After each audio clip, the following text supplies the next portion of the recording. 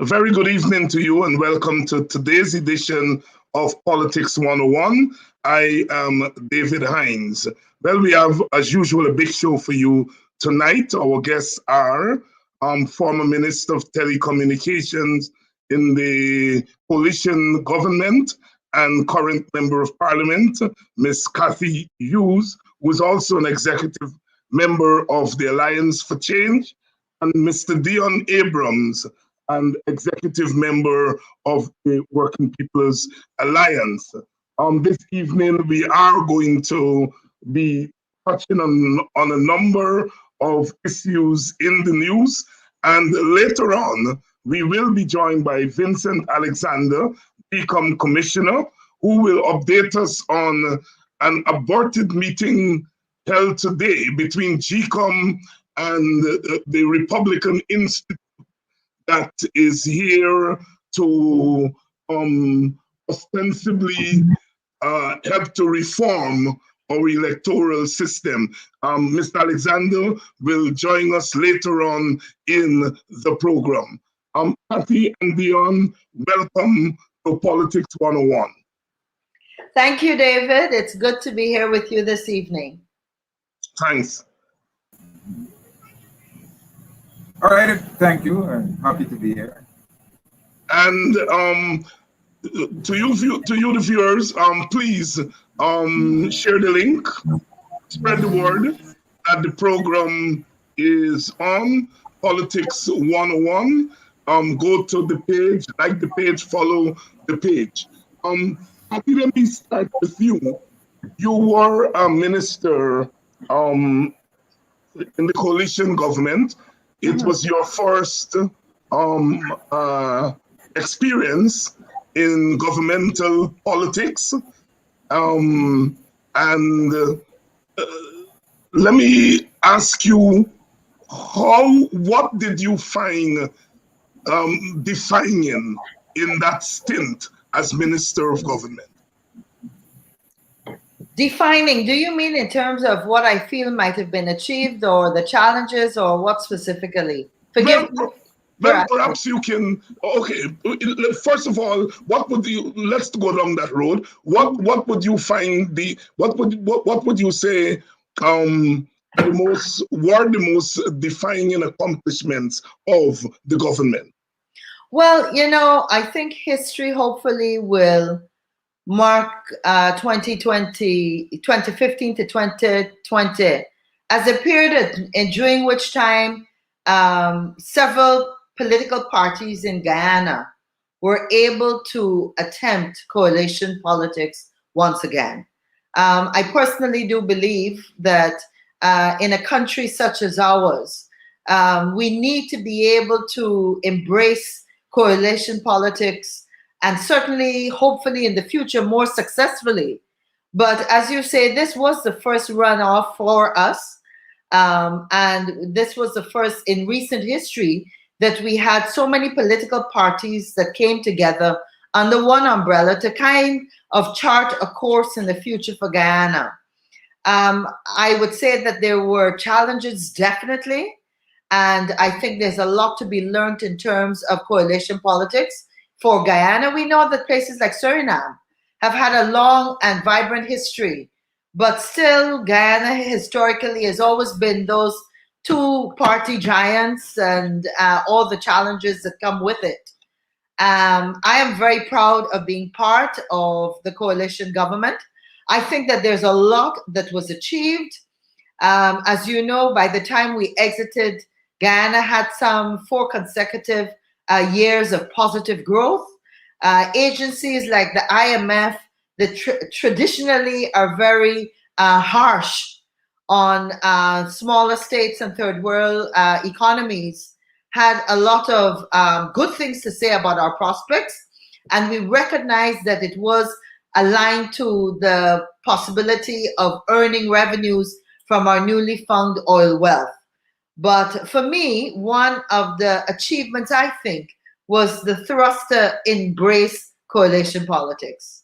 Thank you very much. And I'm very glad you made that point because it's something that I have said that whatever you may say about what happened during those 5 years, I think that the introduction of coalition government means that going forward, the country cannot ignore that phenomenon, and that what in effect you had in 2015 and again in 2020 was a choice between a one-party government bent on one-party domination and coalition of parties, which in principle have wrapped their minds around the notion of working together, which I think is a very good thing for the future.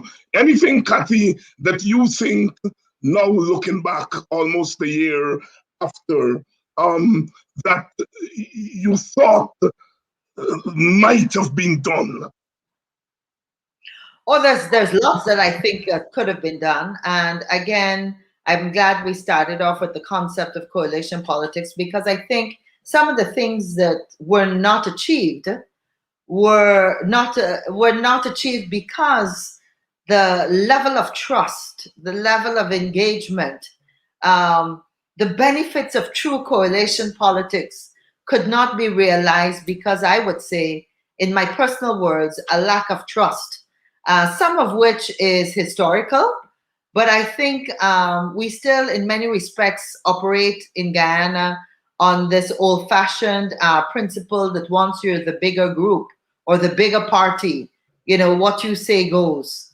And I think if we're honest with ourselves, if all the players, including the largest party in our coalition, is honest with itself, we would recognize that had we developed a better modus operandi to listen to each other, and most importantly, to engage and implement the decisions that were felt to be good, regardless of the personality or the party that was going to be responsible for its implementation.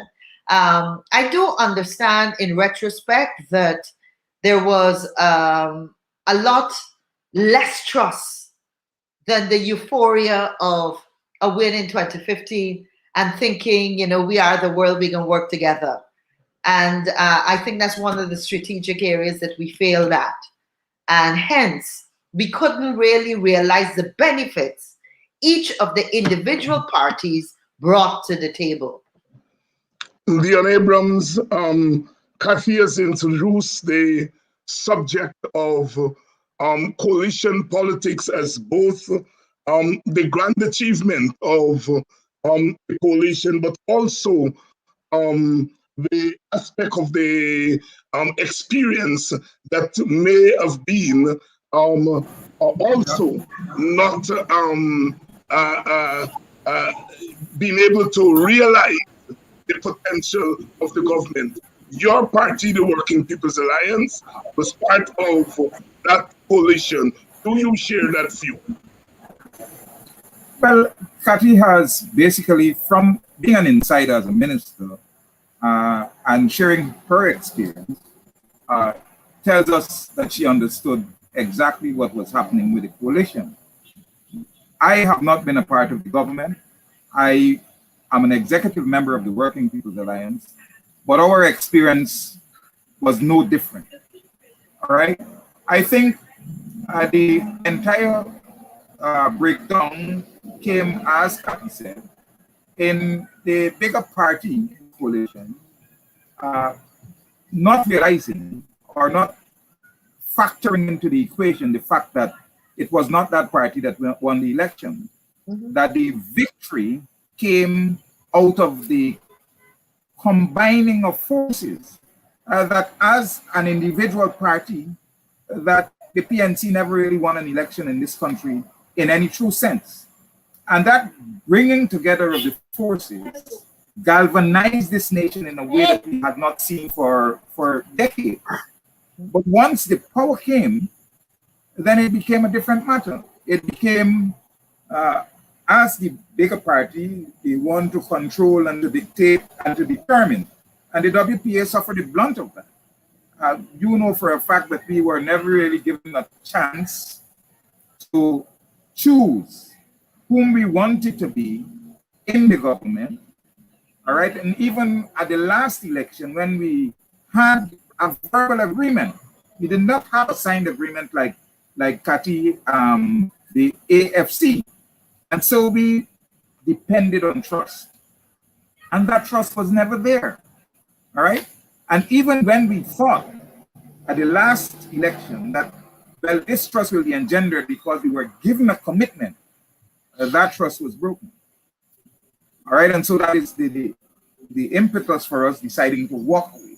So the fact that, you know, it was mentioned that it was good to come together, but there is a lot more that people need to understand about what coalition means and what working together as a team means.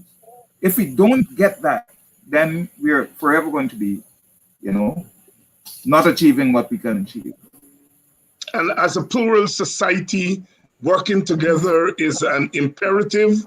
What I hear from both of you, and I endorse, is that it is good to come together. It's a massive achievement, and parties with different approaches to politics, different ideological persuasions can come together. But what we've learned is that that is only part of the undertaking. The second part of the undertaking is when entrusted with power, how you manage that power within the context of a coalition. And I hope and pray that we would have learned the lessons from that, because I am confident that coalition politics is the politics of the future, is the politics that is going to bring some kind of stability and trust among our people in Guyana. And so therefore, the lessons learned, I hope, will be taken by the next crop of leaders who will lead the charge to push for coalition government in the future. Cathy, you were in charge. I think first you were Minister of Business.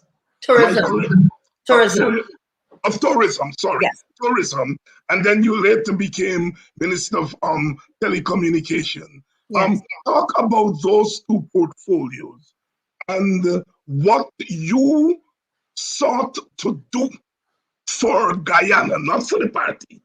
Because I think sometimes parties, when they get in government, they're more interested in the party's manifesto than the contract with the people.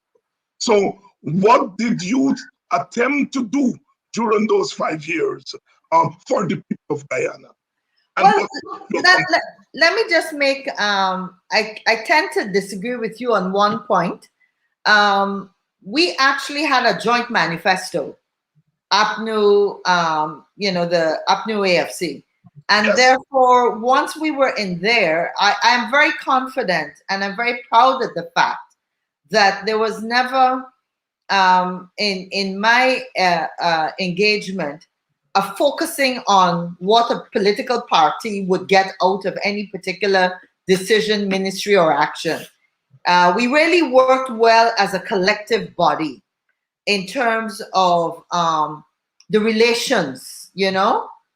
We were always very civil, very respectful, and I think we're able to have some very heated discussions, and as it should operate, we come out the next morning and still work together. Now, in terms of what we achieved, as you know, I was actually in the Ministry of Tourism only for about 6 months.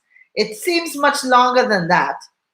And in that time, I think what we were able to do was to go out to many parts of, engage with the Caribbean Tourism Organization, engage with a lot of European entities, and to be able to market Guyana. So more places then knew of this country called Guyana and our beautiful ecotourism potential and our tourism product. And I think that the way you measure that is to look back on the amount of coverage we got internationally. You will remember that we got, in 2018, We were listed as the best ecotourism destination in the entire world. We had articles that were coming out of Washington Post, Forbes magazine, several different places.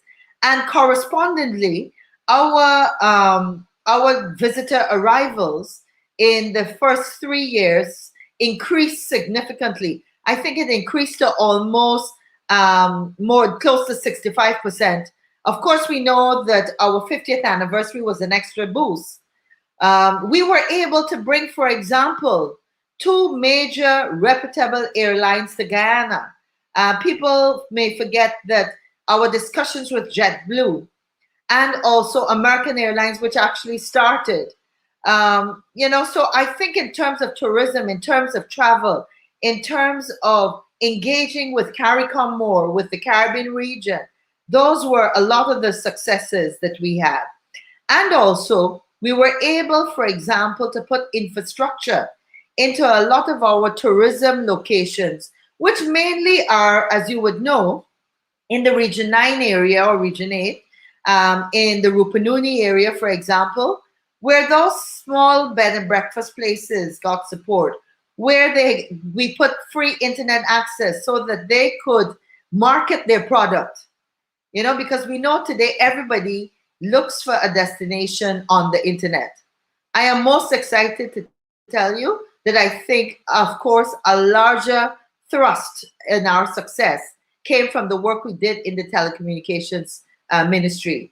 I give David Granger full credit for that, because it was a very bold step to recognize that Guyana was way behind when it came to telecommunications.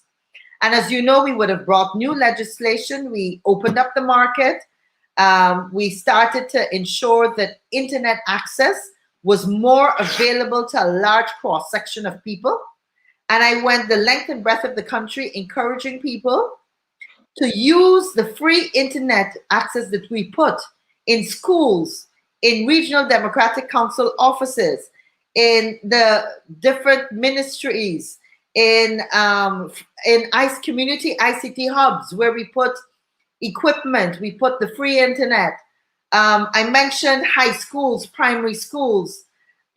We did a lot of infrastructure building work. I know people will recall putting the Safe City Pro component, where we put 120 cameras in the Georgetown area. And that's why today I am disheartened that you have crime taking place in locations where you have cameras and a state-of-the-art video conferencing facility that brings all those 20 cameras into one location, real time, where we left mobile handsets for police officers internet ready. So there's no reason why crime is taking place at the level it is, and we're not able to track it. There's no reason why today I should be receiving messages, and several of my colleagues, saying that some of those locations in the Rupununi, by the end of in August 2020, we had 72 locations, hinterland locations, in addition to these other locations that had internet access.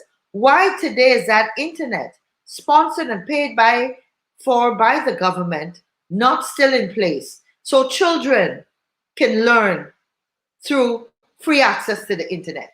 So I am extremely proud. And the fact that such disdain was shown to the Ministry of Public Telecommunications, that you would destroy, you would close it down. And clearly, I know we'll talk about it a little more, some of the work of that ministry has fallen by the wayside. No, let's talk about it right now, because one of the problems we have in societies like Guyana is continuity. One government one party is in power, it puts some policies in place, a new party comes in, and regardless of whether those policies are working or not, they throw them through the window. And time and time again, development in our countries, in the Caribbean, are stultified by that kind of behavior. You are saying that there was not continuity in the department. Absolutely none.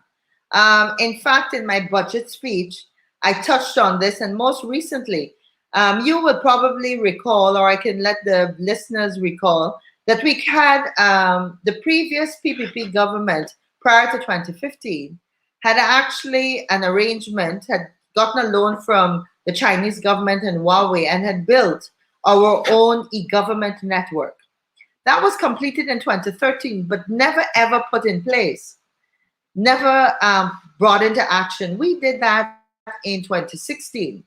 And it is through that network that we were able to ensure that we could provide safe and secure internet access for citizens in locations as far as Masakanari, all the way down in the south, to all the far-flung areas, many of them up the Berbice River, in the Rupununi, all the regions were able to get internet access that they could use. Now, one of the things we had done is that in each of several of those communities, we hired and trained a local technician, the person that was good at ICT, computers, comfortable using them. We went and I found them. And they were then paid by the National Data Management Authority to manage all those locations. Because you and I will know that technology has its challenges. A modem could be working today and then tomorrow it has some other problem. So we actually had a team of young people throughout our locations, throughout our country, that were manning and were support in terms of training, in terms of ensuring that the equipment was working. And that entire unit, those 25 young people were sent home, along with all the other over 1,000 Guyanese lost their jobs, not because of a political affiliation, but just because many of them maybe didn't look the way the current government was comfortable with them looking, you know? And I know the way the scenario we're working in, you're probably going to read something tomorrow, some misinterpretation of what Cathy Hjghes says, but that's okay. Nobody's going to shut me up. Nobody's going to shut me up. It's one of the problems that we have had to deal with since August 2nd, the way in which those who are not in the councils of government are being shut up, are being made to feel as though they're not part of it. Deon Abrams, there is a narrative that the 5 months from March 2nd to August 2nd was all about rigging of the election, the coalition. If you listen to some sections of our society, if you listen to most of the mainstream media, that is what happened in Guyana during those 5 months. Do you share that view, or is there another narrative of what took place in those 5 months? David, within those 5 months, the narrative of rigging elections is basically a PPP and US Donald Trump Republican-backed narrative. The fact is, Guyana's politics, as we know it, is one in which our election system and the Constitution permitted GCOM to act in certain ways. And what transpired at GCOM during that time is nothing new to what would have happened in Deon. The claim that Mingo juxtaposed figures in Region 4 and all of these things in order to facilitate a victory for the coalition, whether it's true or not, to make it appear that, you know, this is the genesis and this is the most heinous crime that would have been committed in the history of elections in Guyana.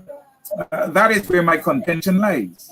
Because we've had the do not sings, we've had, you know, the situations, the boodoos and those who in the public view and in the public domain would have done things in that commission that are even more egregious than what they are claiming that, you know, this Region 4, Mr. Mingo did and so on.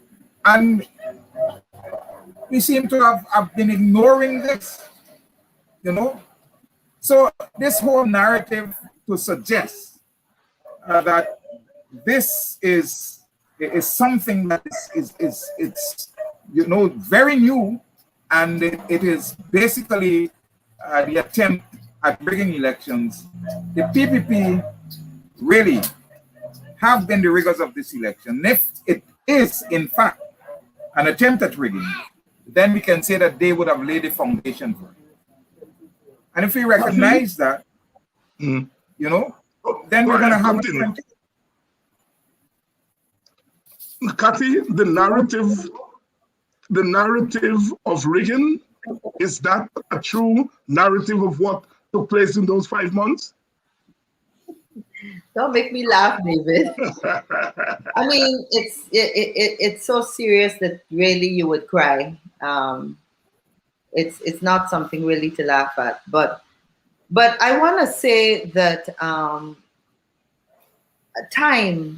think time will, and history will show that, as has happened in many other parts of the world for the last century, the geopolitics of Guyana, for the first time, becoming of very strong strategic importance to so many players in the global international market, I think is a fairer way to start to look at what transpired.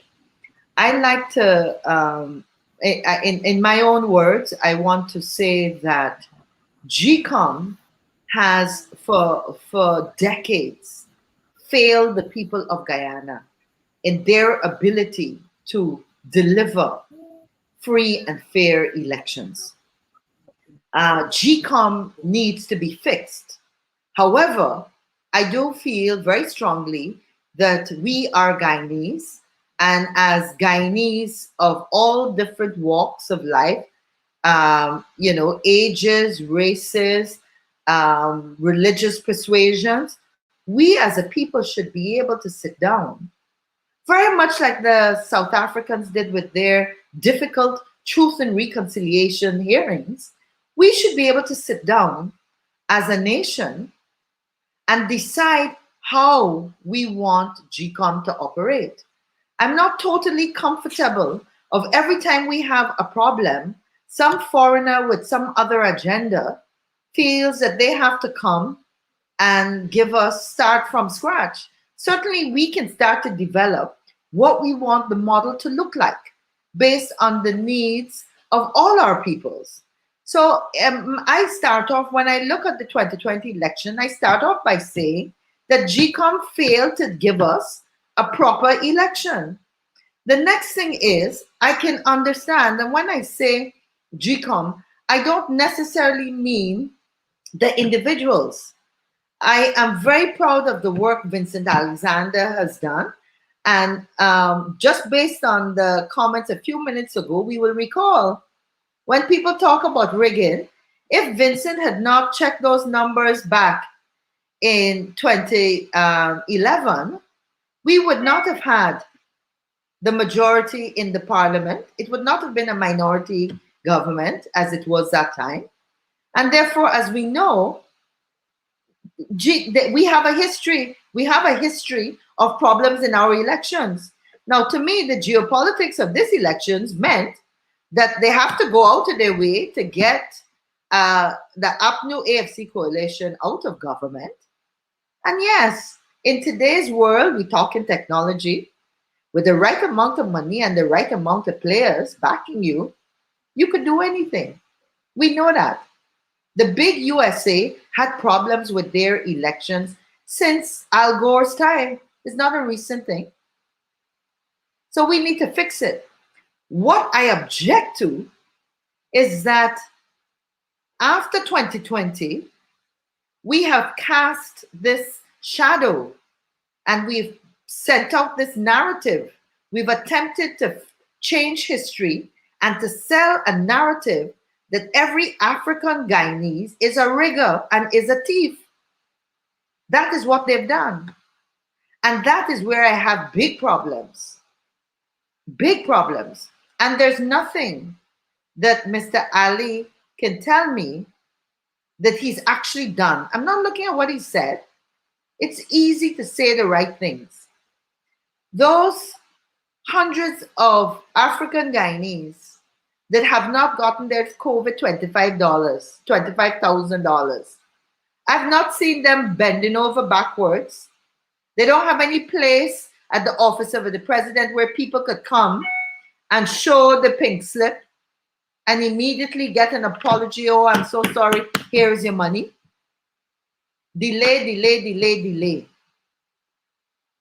So actions got to speak louder than words. So if you're telling me as a government that we are under a mistaken perception, that we're all being accused of being riggers, then you have to do more to convince me that that perception is not a reality. Cathy Hjghes there speaking on the narrative that is being thrown around about what happened during the 5-month impasse in 2020. We're going to talk more about GCOM and electoral reform when Vincent Alexander joins us in another 20 minutes or so to bring us up to date with the development there at GCOM. Let's switch gears here and talk about the oil and gas sector and the promises that were made by the PPP. We know that the coalition signed agreements with Exxon and the PPP and some of the media, some of the environmentalists and other watchdog organizations and individuals were up in arms against the coalition for what they saw was a giving away of the patrimony of Guyana and not standing up against the big oil companies. A lot of those people threw their support behind the PPP. Since the PPP has come to power, it has failed to renegotiate the contracts. It has failed to hold Exxon accountable for interference with the environment. We had the fracking, and now we have the questionnaire of the mangroves being destroyed. John Abrams, let me start with you. What do you make of the PPP's about turn from what they said before the elections, and what are the consequences for Guyana going forward, in particular as it relates to the mangrove situation? But I wanted to make the point before that what Cathy was saying about this narrative of making it appear that all Africans are riggers and so on. They've gone behind beyond the narrative, and they have begun to basically demonstrate through their actions against the people of GCOM and other Guyanese who have been involved in the election process, and members of the former APNUFT government, and have taken this approach to not only saying that we are riggers, but that we are criminals. So it's broader than that, all right? We are being bastardized and we are being made to look as the most egregious things that can be possible in Guyana and in the world. But in relation to the exit thing and the non-renegotiation, that has a lot to do with what would have transpired in these elections. What we don't know is what the PPP has negotiated with the Republican Party and the other agents who were involved in our election process. And a lot of that would certainly have to do with oil, all right? We are not privy to, and so the actions that we see today may basically be because of promises that they have made. And we cannot expect anything different. The fact that the US government is continuing along, this new administration seems to be continuing along the line of Trump, suggests that they have given away the patrimony of this country to the Americans. And so the removal of key players who were intelligent enough and who were dealing with Exxon in a particular way, the head of the Environmental Protection Agency, you had Dr. Who was at UG? Can't remember his name, but he was the head of the energy agency. And these key players. You're talking about Dr. Abrams and Dr. Bino. Yes. Right, Dr. Bino. All right. They were holding Exxon, feet to the fire. And obviously, as part of the agreement that they might have had, was that these people were hindering our ability to act in a way that is not beneficial to the end. And so you can tell me that, well, look, you said that this machine that is supposed to prevent this fracking and so on, you sent it all the way to Switzerland or wherever it should have gone to be fixed, that it's back here. And within a few weeks of being back, that you have to be fracking again, that you must be destroying the environment, and then nothing is being done about it. All right? The government is accommodating, but it's not the first time that they've done it. They have done it with the Russians in the bauxite industry, all right? And there is also the elements who are involved in it. Every time we have to deal with these things, we have to look at how they treat with one set of people who belong to this country as against how they treat with others. So the bauxite industry, the bauxite workers were treated like dirt under the Russians. The sugar workers were treated like gems, and they continue to be treated like gems even today, because they have gone back to this whole strategy of telling the workers to strike, making it appear that they're agitated, and then giving them what they're asking for. But in the public sector and in the mining sector and other areas, that is not going to happen. We will have to continue with the idea that, well, look, something is in the budget for us, but we don't know what it is. So the picture is one that is really very expansive. And that element of not knowing what they have agreed to with these international people is what will keep us bonded all the time. Cathy, you want to come in on the issue? Sure. The whole contractual arrangements, I think, are far more complex than we sometimes want to honestly recognize. And I, for one, and I think most people knew, or a good section of our population would have known that there's no way the PPP would be renegotiating those contracts. I want to play devil's advocate here. I want to say that,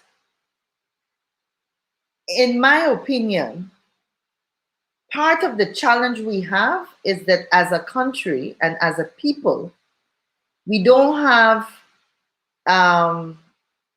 serious, intelligent discussion about real issues. And then, so because we don't have that, we're never able to come up with a position that we can say the majority of Guyanese feel that you could go right or you go left or we go center.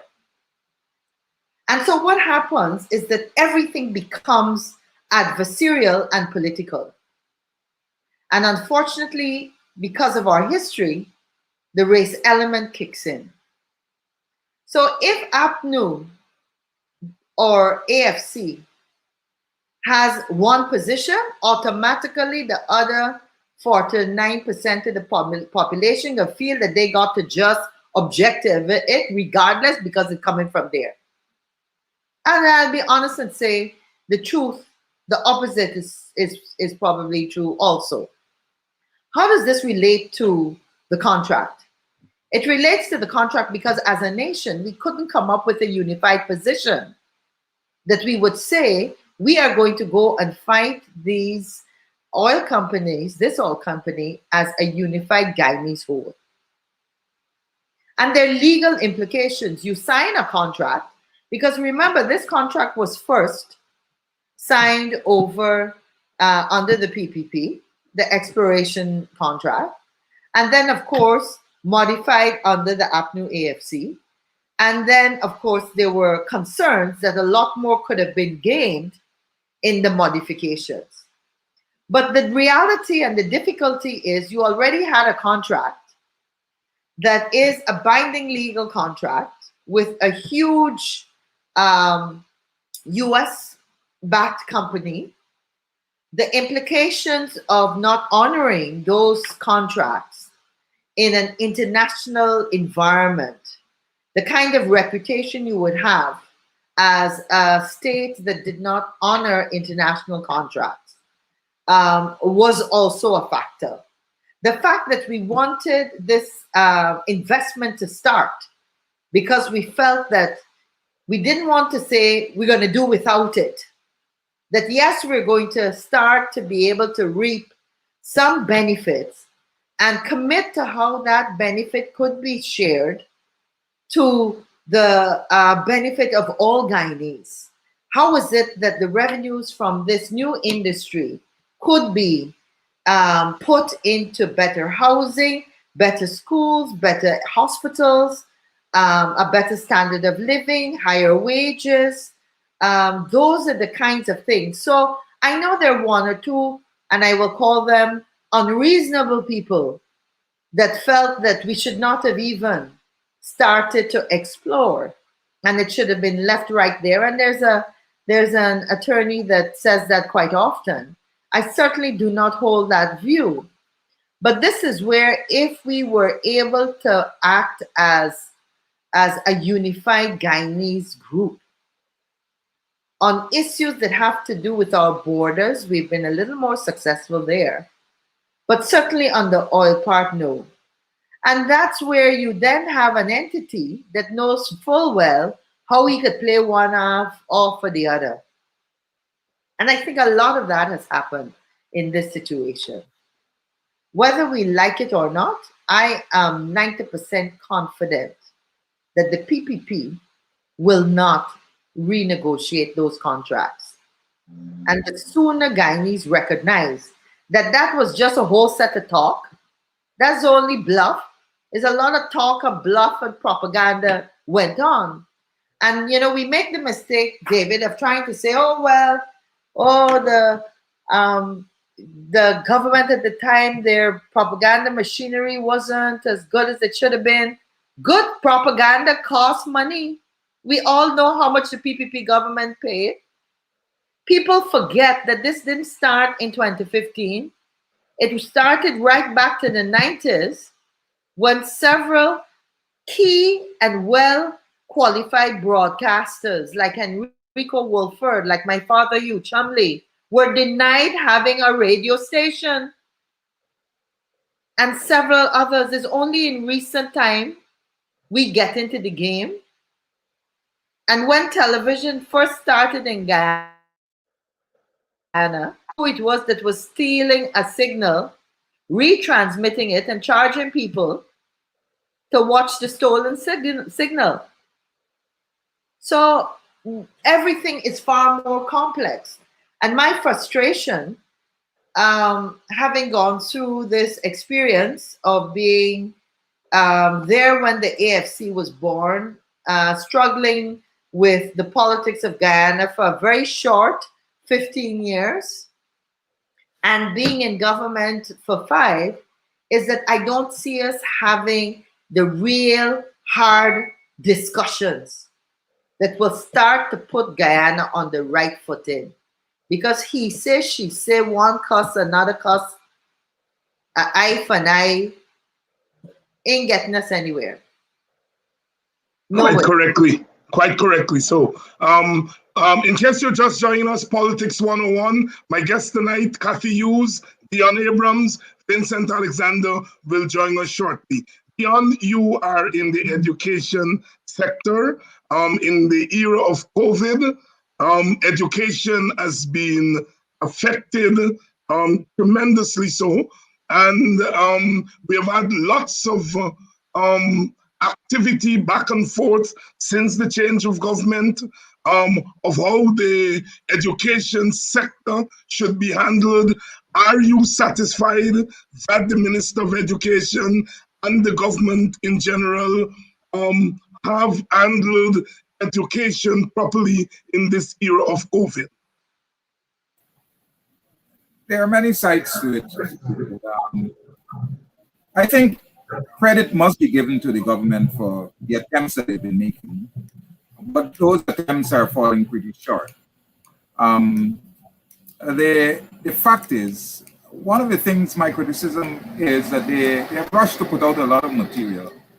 And if you go through what they've put out, a lot of those things need a lot to be desired. Particularly, you're sending out English worksheets to children and English lessons to children that are riddled with errors, grammatical errors. You were telling them about active and passive voice, and you're giving them sentences that really do not fit into that category and asking them to identify the subject and object and so on. You're using linking verbs. There are grammatical mistakes of subject-verb agreement.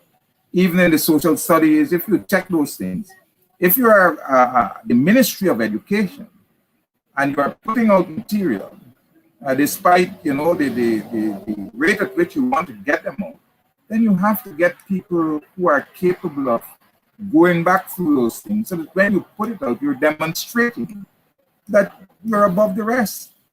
You can't be educating people with the wrong thing. And so what I had planned to do, was to go through all those things, identify all those mistakes, and send them back to them to have them corrected. Because you cannot keep them in the system like that. It's a bad reflection. Now, the virtual learning is really not working at the level of the secondary and primary schools, because a lot of students are off the grid.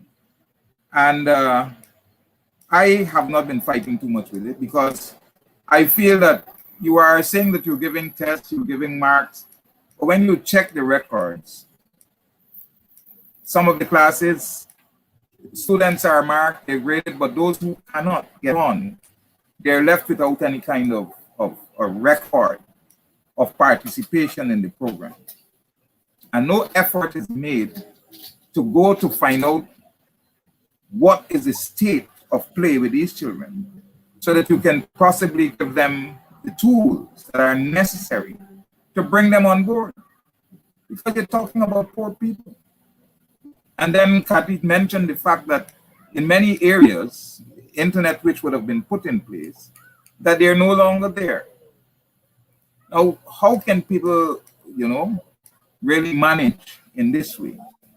I was speaking to a retired head teacher, and she was saying, instead of doing all this business of running around, what might have been better is that, okay, well, say, because it's not working, let the children relax for a while.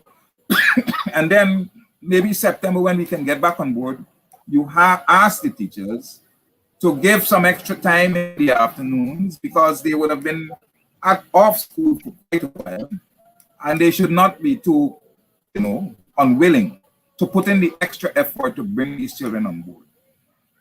I had parents who come to me. One woman come to me, she said, man, look, try with this girl. I mean, I understand. She don't understand nothing in this today. And when you check what the children know, even though they might be doing this online thing, they know nothing. They know nothing. And so I have a few of them here who come in the afternoons, and I try to work with them, because the online thing is not working, right? For many of our students. And I don't know, but when we do begin again,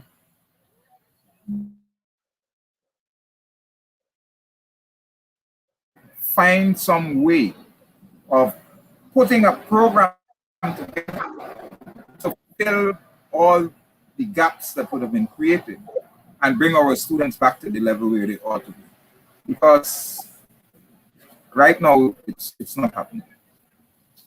Quite a dim view of what's happening there in the education system. We're joined by Vincent Alexander, Commissioner of GCOM. Vincent, welcome to Politics 101 again. Thank you. I asked you to come on this afternoon because of the breaking news. There was a meeting of GCOM today to discuss one of the issues of the day, and that is the participation of the Republican Institute, the US-based institute, in electoral reform in Guyana. You had a meeting at GCOM today. I understand the meeting broke down. Bring us up to date. Well, the meeting itself didn't break down. The particular item was aborted. It was aborted because there are those of us who felt that something was wrong with the protocol.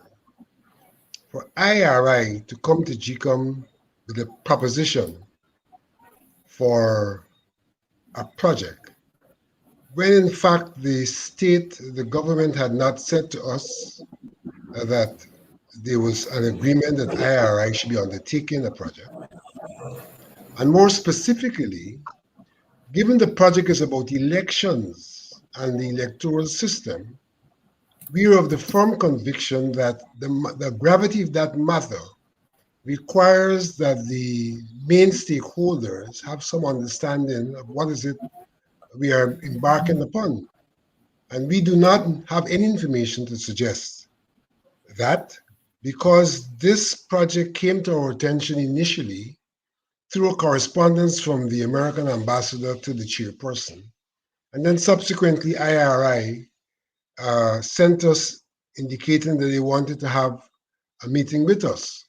So we are not aware that, in fact, the main stakeholders who would be affected by any such project have engaged and agreed that that is the way forward. And we feel that a project like that ought to have the main stakeholders agreeing the need for and the nature of such a project. And in those circumstances, we were not prepared to listen to IRI and to engage them because we felt that things were not done in the manner in which things should be done. Who's IRI? International Republic Institute. Tell our audience a little bit that you know of this institute. Well, apparently in the United States, the various parties have institutes that are associated with them. And the Democratic Party will have the NDI, the National Democratic Institute, which had been here in the 80s and I think the early 90s. They left, and we have since had the IRI, which is the Republican Institute.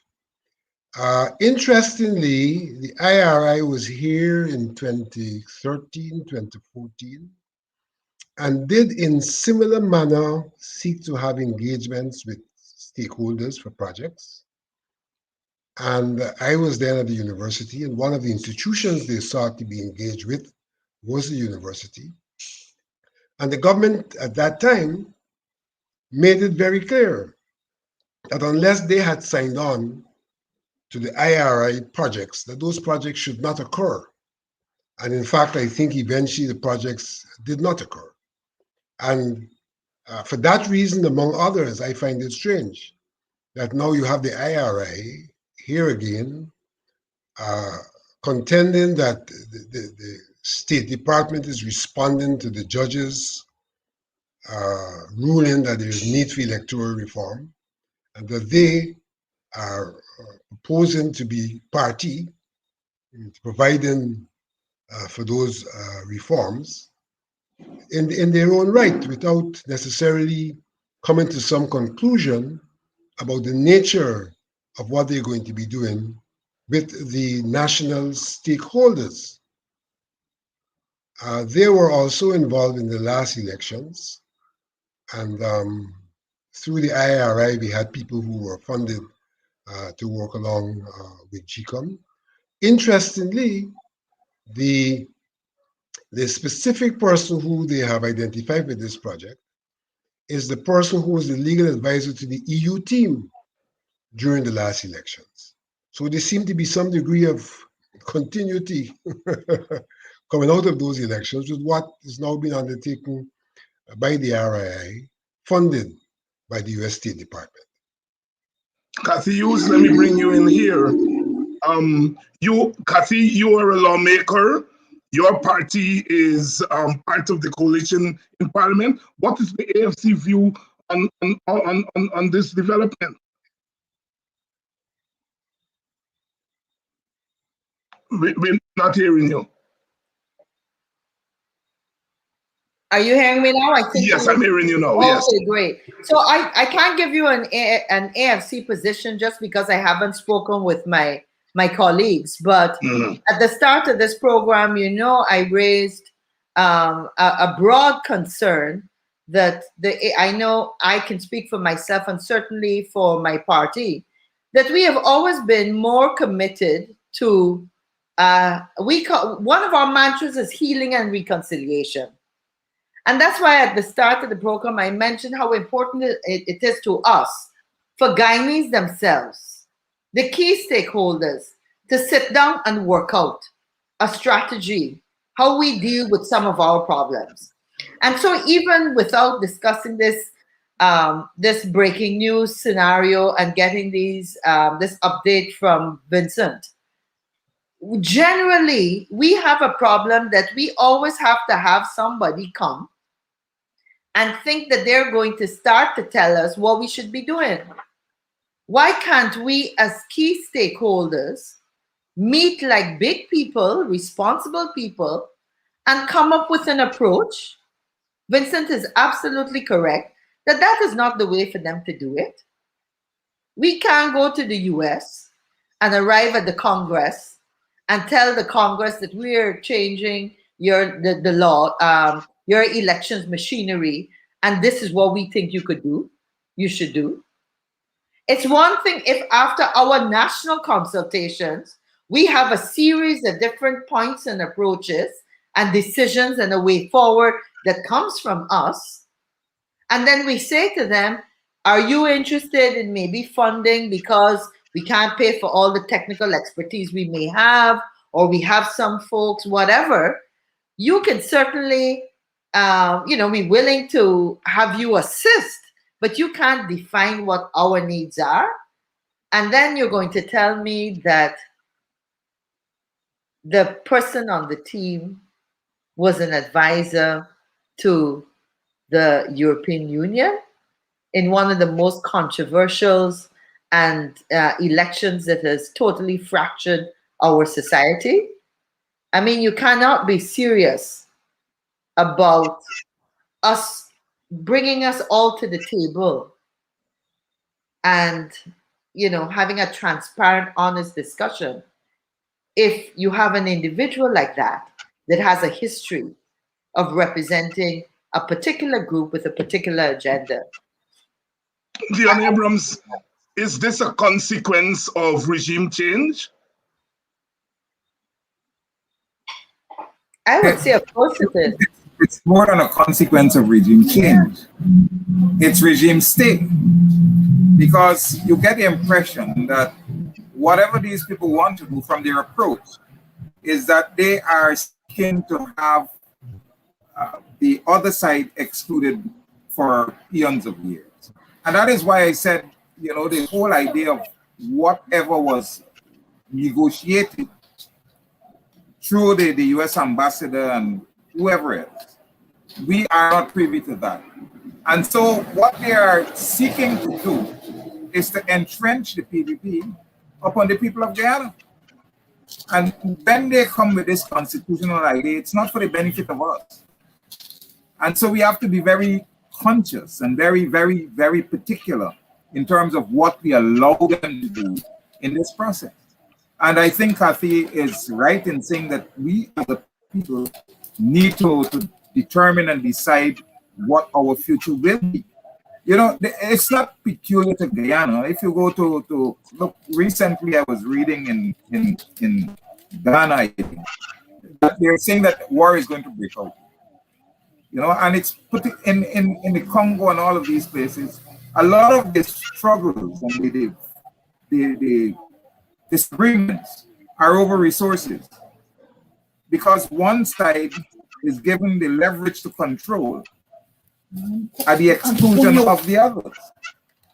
And once that happens, you know, it's going to create problems to the society, because no side is going to sit back and allow, you know, its people to be victims, while the others are merely enjoying all the sweet of our you know, country, the patrimony and the benefits from our resources. Cathy, So, you are in no doubt that it's a consequence of regime change. You know, here's how I would. I think these are the kinds of things that happen. The blaseness, if that is a word, that is tolerated when we have the kinds of things that we faced the last 8 months or so. I mean, let's look at it this way. Another way to look at it is that, I mean, you've got two persons on this chat that represent political parties, the WPA and the AFC.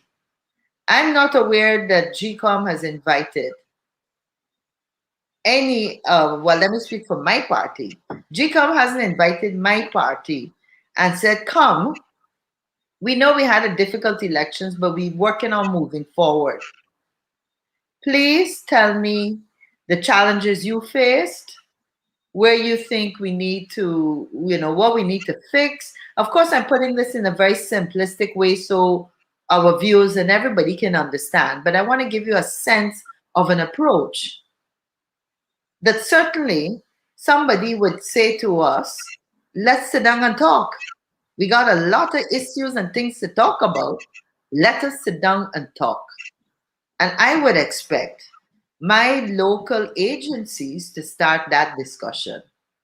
If after we do that, we have 10 pieces of paper, this is what the WPA think, this is what the AFC think, whatever, and we got a nice little paper that we could say to whoever wants to assist, this is who we are.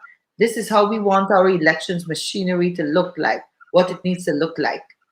These are how it needs to serve our people, based on a really comprehensive analysis and cleansing of what transpired. That's where we need to start.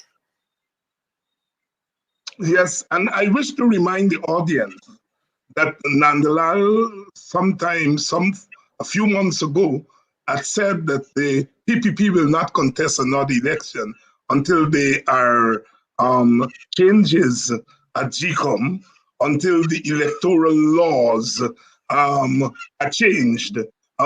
Vincent, where does the government stand on this initiative?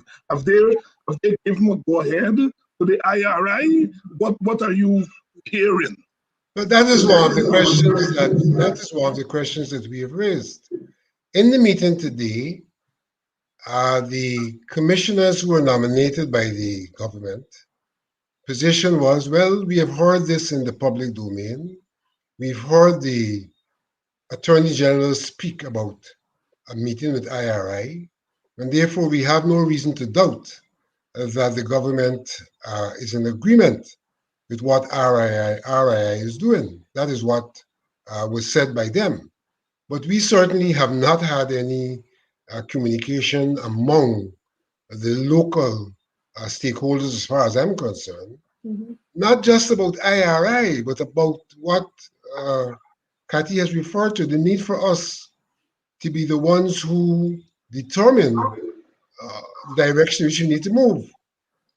Some of us at GCOM were so conscious of that fact that even prior to the announcement of the results, we had GCOM adjourned its meeting to provide an opportunity for the leaders of the two major parties, then President Granger and Barrett, Hjghes to speak.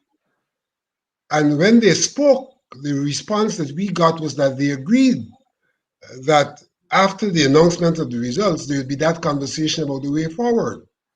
Now, there's been no such conversation, and that, I think, is where they ought to start.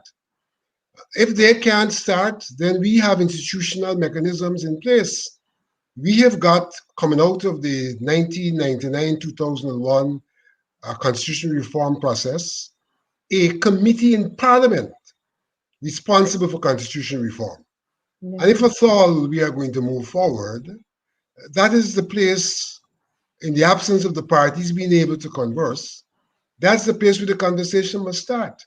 Because at the end of the day, these things are going to require legislative changes, and the legislature should be the initiator of what it will be the culminator of. And we're not seeing that. We've seen, on the other hand, that the State Department, based on the judge's ruling, has determined that there is need for assistance, and they're going to grant it by a grant of, I think, 800 and something thousand American dollars, and that IRI is the body that will get involved, and IRI is not attached in any way to anybody, not to the government, not to the opposition. They are a free agent that are going to do it for us, so to speak. And that's unacceptable as far as I'm concerned. Yes.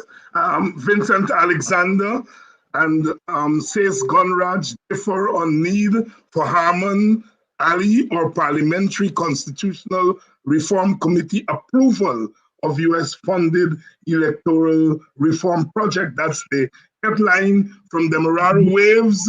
Vincent Alexander is saying here on this program that he feels that the institutions, the government, the opposition, the parliament need to weigh in. Cathy Hjghes has said that the political parties in the country and maybe other stakeholders should weigh in first before anybody else gets to come in. Deon Abrams, do you agree with those two approaches?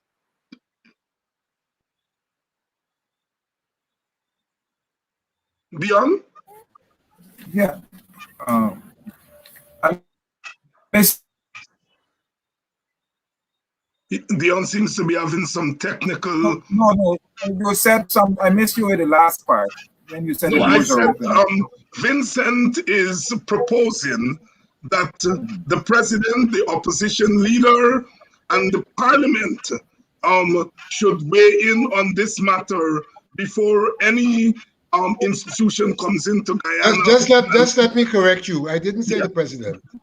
You I didn't say was the referring to the two major parties. I was referring to the General Secretary of the PPP and the leader of the APNU AFC Alliance. Okay, then Right?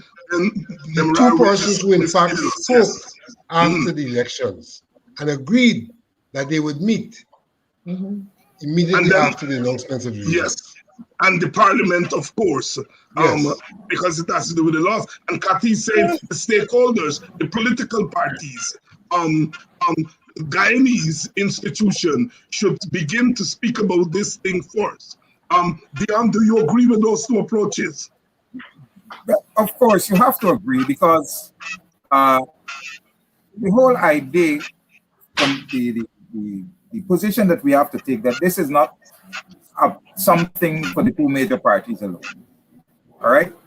Even though the process would have been started by them with the Barry Hjghes and former President Granger, the fact is this is a national issue. All right? And there are other stakeholders here. It's not only political parties, but civil society that should be involved in the process. But if we are going to deal with it as a people, then that is where it starts. You see that the approach that is being taken by the IRI and the PPP is sending a message that something devious is in the line. All right. Why is it that for all the other processes that we've had, the other time that we would have had electoral reform in this country, all right, even preceding 1992 and so on, it was the coming together of minds and the agreement that would have been brought about by the heads of these political parties and so on, that you are coming to us now in a manner that is suggesting that you are sneaking something under the table and wanting to have us accept it. It should not be allowed. There is consensus. There is consensus here on the program that Guyanese should lead the process, that it should be the broadest possible consultation. I know I can speak for the WPA, and Deon will bear me out here, that we have put on our agenda the whole question of electoral reform, and we have begun discussions in our executive about a WPA position on electoral reform, because we are anticipating, you are anticipating that this process will be driven by Hjghes. And so therefore we have begun to talk about the WPA position. Vincent, where do we go from here? Well, as you heard, the item was aborted, and we aborted the item because we said we are looking forward to a rectification of the process. We are looking forward to the people whom we refer to being in some kind of consultation and giving us some indication of where they are at in relation to this process. So we await word from those persons, or action from them, and then words. And we have indicated, I have indicated, and I've promised the IRI to send them a note indicating from whom we wish to hear and about what we wish to hear. But certainly it cannot be coming from IRI. And here on Politics 101, we will continue to discuss this issue. On Thursday, I'm having a broader panel that includes Kemraj Ramjitan, Henry Jeffrey, and Mark Benshop to really weigh in on the broader issue of electoral reform. And at some point next week, we would reach out to the commissioners, the GCOM commissioners, to come to weigh in on these issues.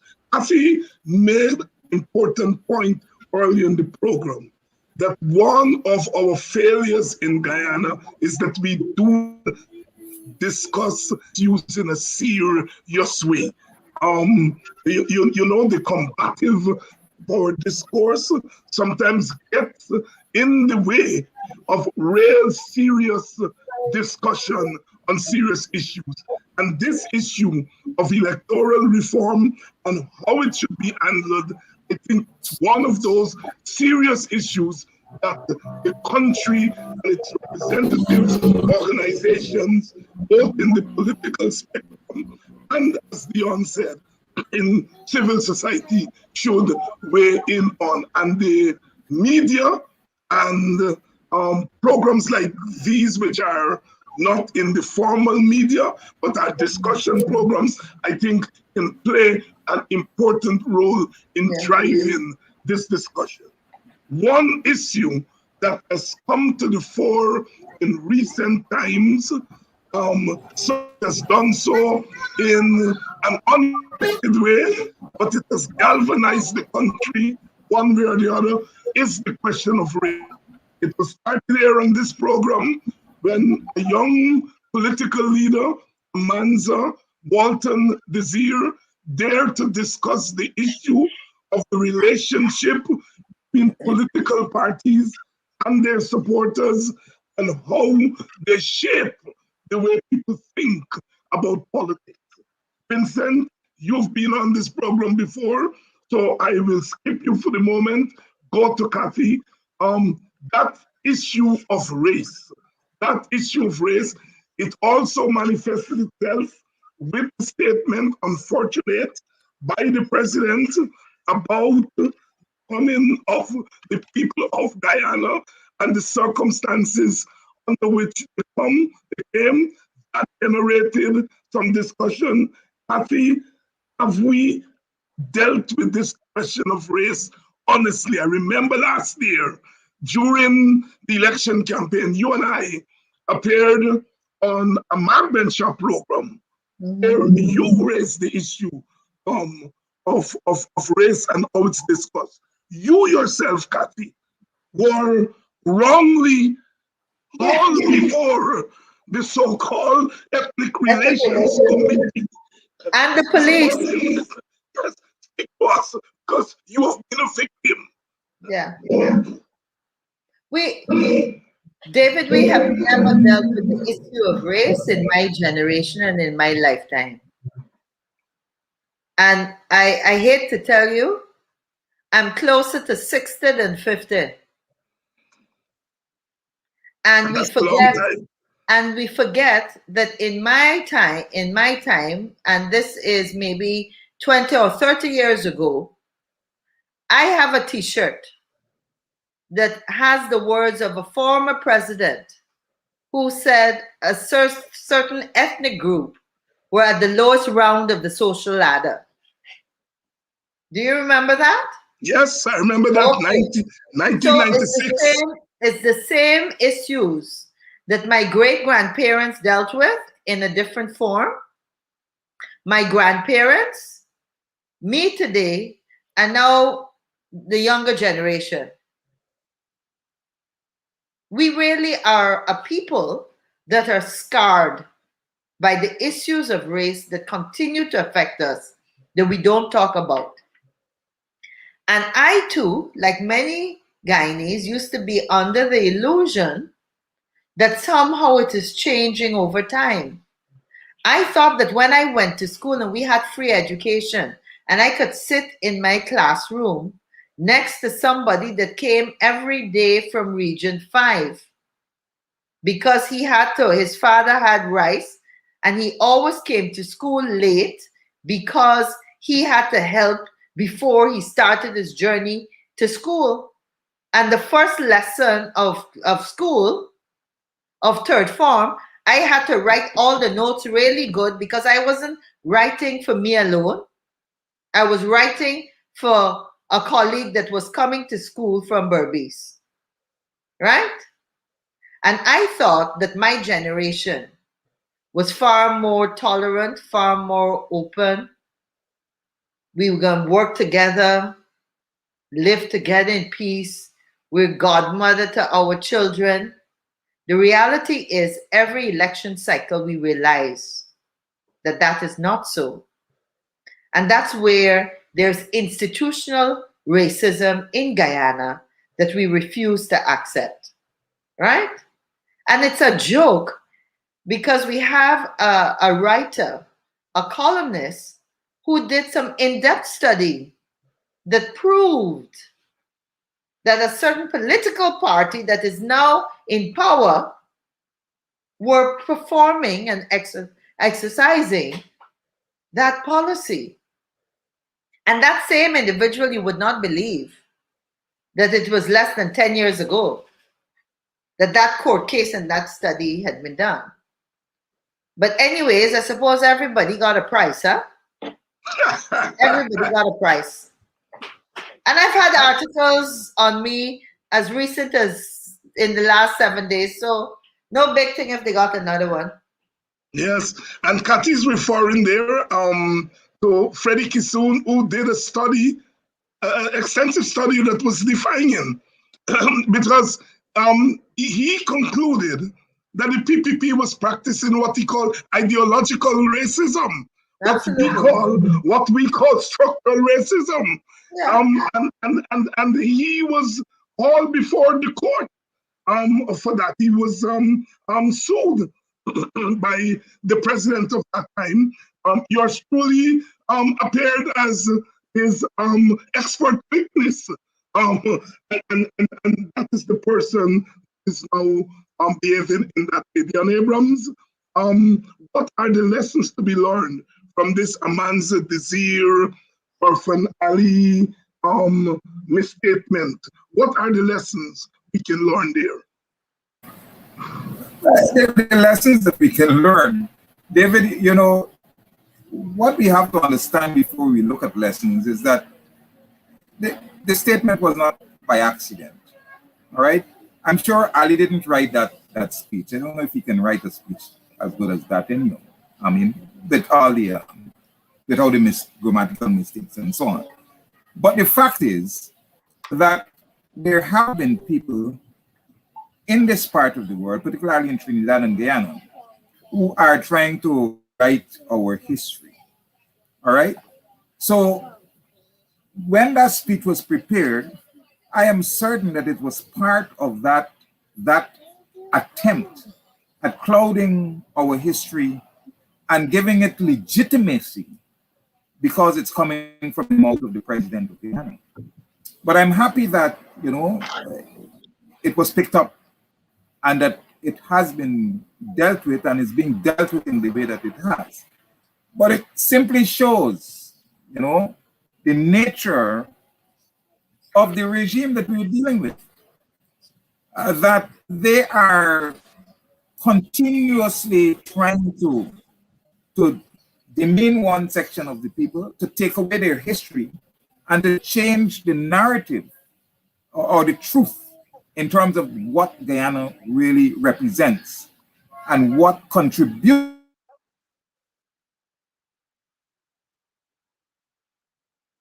over the period of the colonization.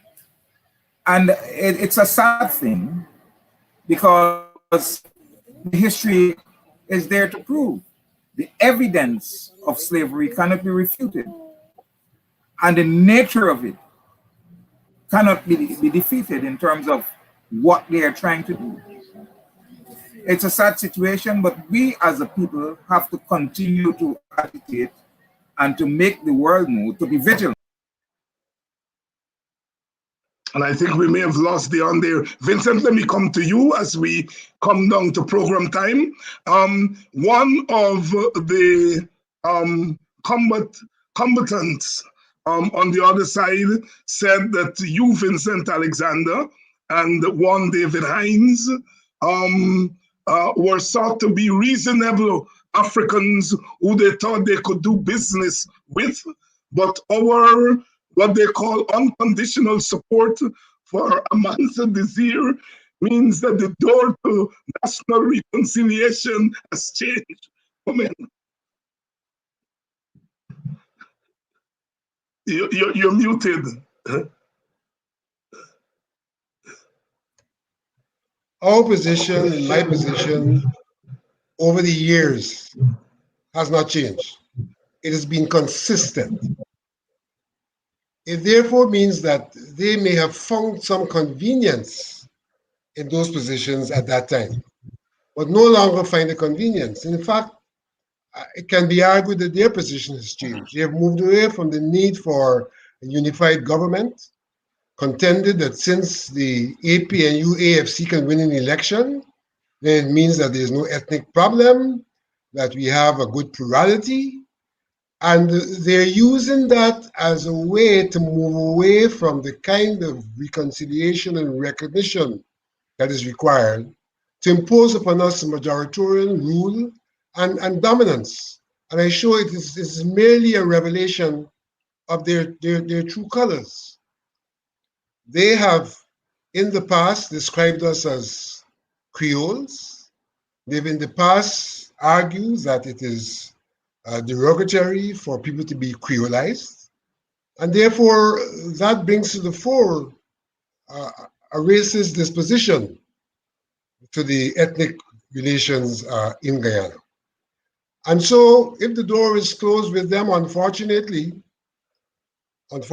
so, but the fact is that on the other side of that closed door are people who will not allow them to occupy all the space, and by virtue of that occupation, to be able to impose their will and their dominance and their race, I may say, on the people of Guyana.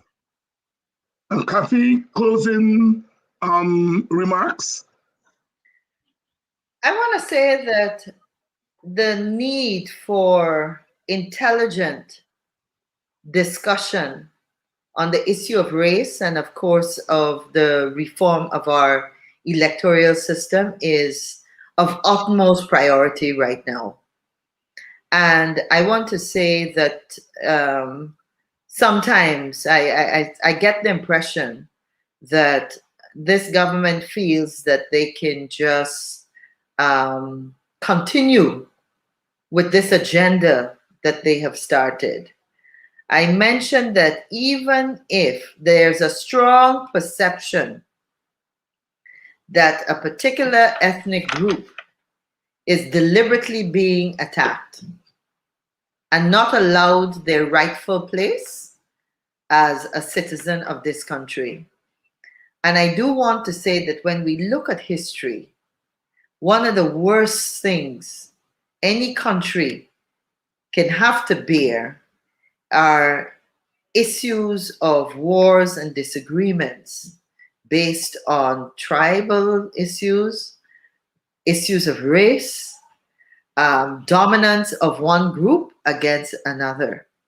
It never works and nobody wins that war. Nobody. But you look at Syria today and you know that everybody is destroyed in the process.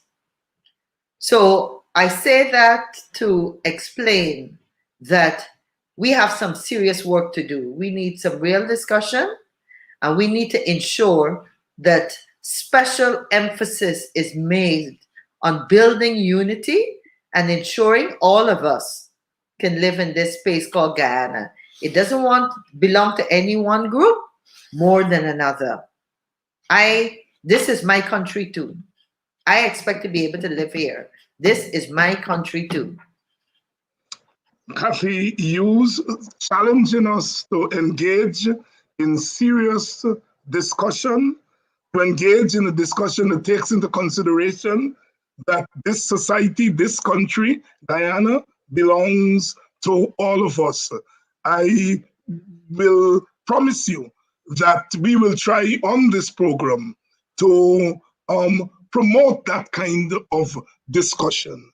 That kind of discussion that is meant not to create chaos among us, but really to engage ourselves in the joint building of a Guyana in which all of us are secure.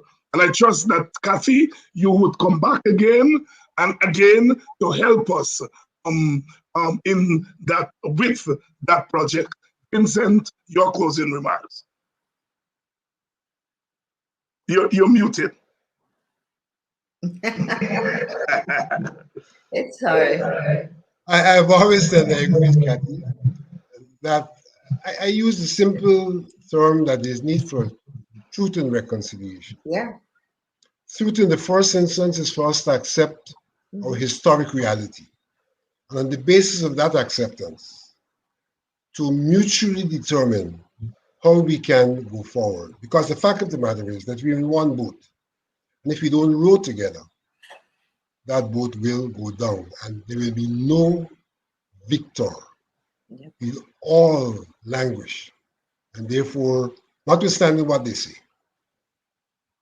with the shoes that I wear, I think I can express the feelings of people of African descent, which are not feelings of hatred, but feelings of a desire for a Guyana in which they can be recompensed for the historical wrongs, and we can work together from an equitable position to make Guyana a place that we can all live in.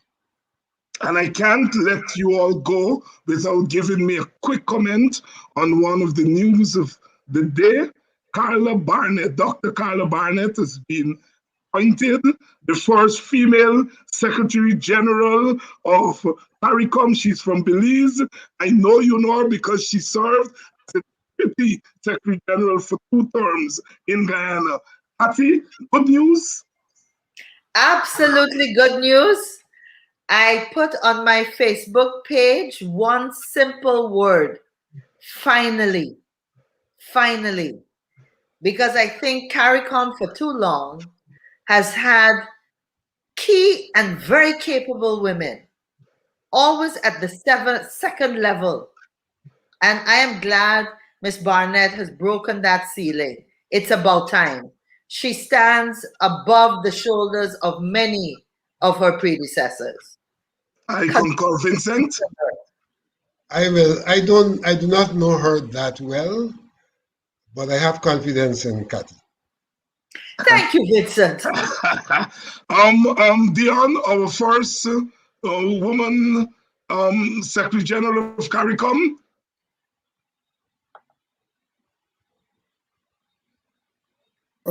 Anything that relates to promoting our women should be applauded. And so, like Vincent said, I really don't know much about the new Secretary General, but my expectations are high. I think women have that, some of that instinct that men don't have. And the world can be changed by their perspective. So it's a great, great achievement for the Caribbean. Yes, thank you. And I got to know her personally when she was serving as Deputy Secretary General. A family member worked directly for her, and so she had become very much like family. And later on, when I traveled to Belize, I would catch up with her. I did an interview with her on Carib Nation, a US-based television program that I work with. And she served her country in ministerial portfolio. She had been involved in agriculture, and now she's coming back to serve our region. I think we are better for it. Thank you all very much. Thanks, Cathy. Thanks, Deon. Thanks, Vincent, for coming on. And I will, of course, have the final word. We in Guyana must recognize that ultimately, as Cathy Hjghes said this evening, Guyana belongs to all of us. And we have to become proactive because countries can be recolonized. We fought hard for our independence. Blood, sweat, and tears.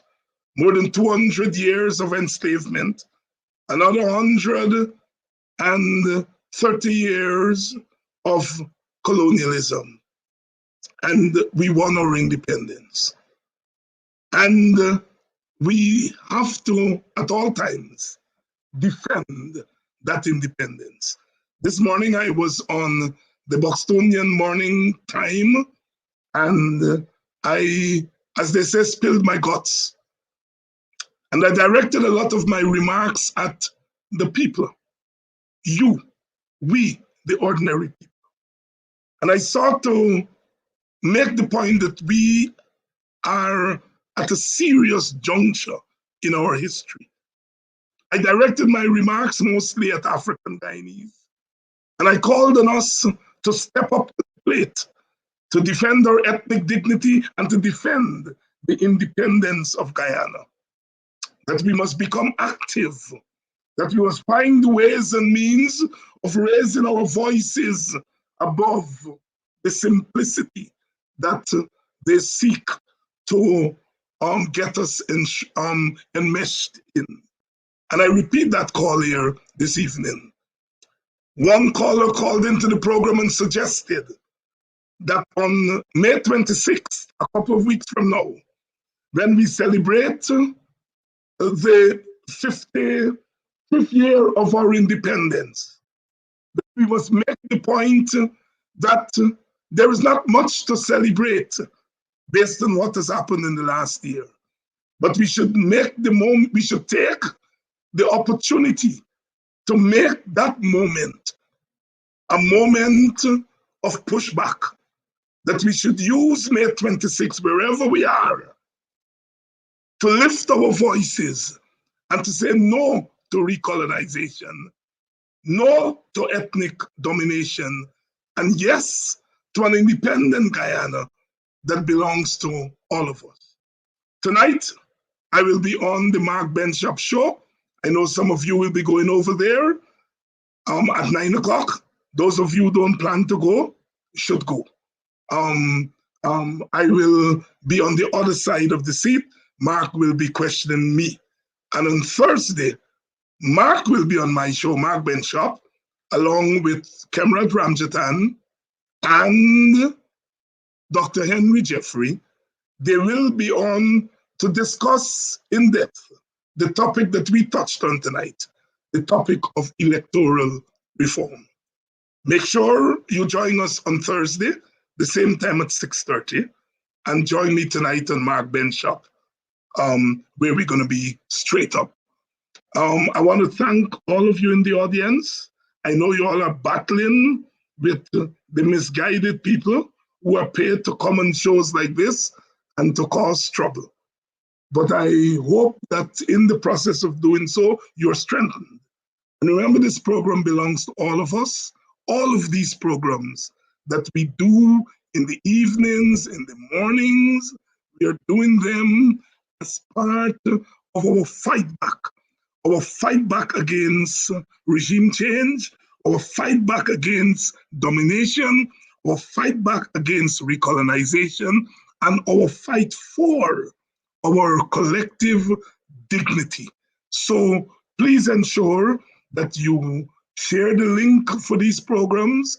Those of you who didn't hear me this morning on Buxtonian Morning Time, it's there on CAMS TV. You can go and listen to it. Share the link of this program. Go and follow Politics101 page. Those of you who have not done so, please do so. Go follow the page, go like the page. And so until Thursday, when we'll have another all-star team, this is David Hjghes saying thank you for tuning into yet another edition of Politics 101. And I want to thank those individuals who have been making small donations to the program. I want to thank you from the bottom of my heart, because those small donations are making a difference. We're helping to pay our backroom staff and other amenities that come up with ensuring that these platforms remain effective. Thank you again for your donations. And for those of you who wish to donate, information is on the screen. If you wish to use other forms to make your donation, please inbox me and we can arrange for your donation. Remember the old saying, 1-1 dirty build dam. Don't matter how small the dot is. At the end of the day, it builds a dam. And we live in Guyana, we know the importance of dams.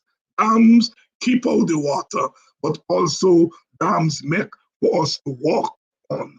And we are building dams on these programs. Good night, and thanks for joining.